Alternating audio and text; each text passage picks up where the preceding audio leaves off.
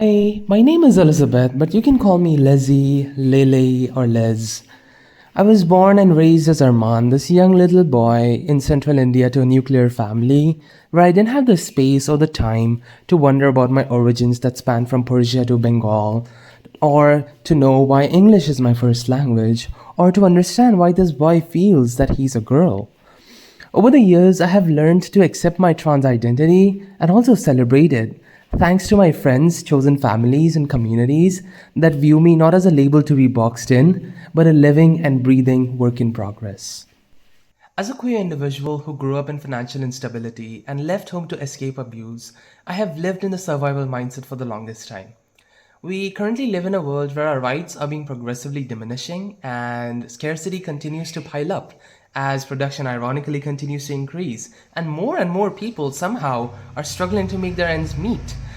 Well, survival is and has been the endgame quest for humanity, but does it have to be like that?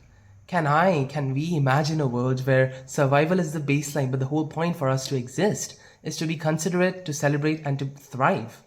What would thriving look like for people and communities that are pushed to the margins?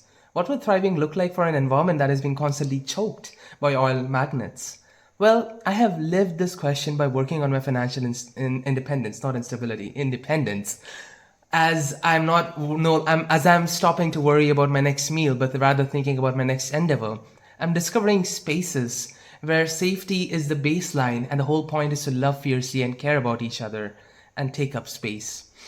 Well, beyond myself, I've been working on this question by eradicating financial transaction barriers for people to access funds in the global south, to connect people, to connect companies with community kitchens in South Africa, and to create poetry workshops and libraries for queer people to express their hearts out, where I am in Indonesia right now.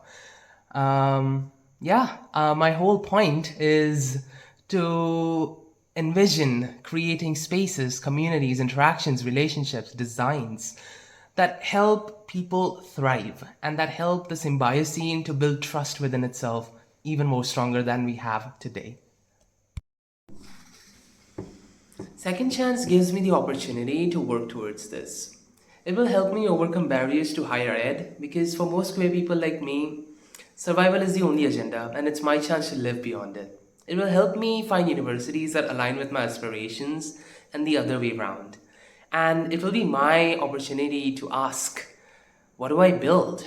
Instead of how do I get through today? For this is just not about my education.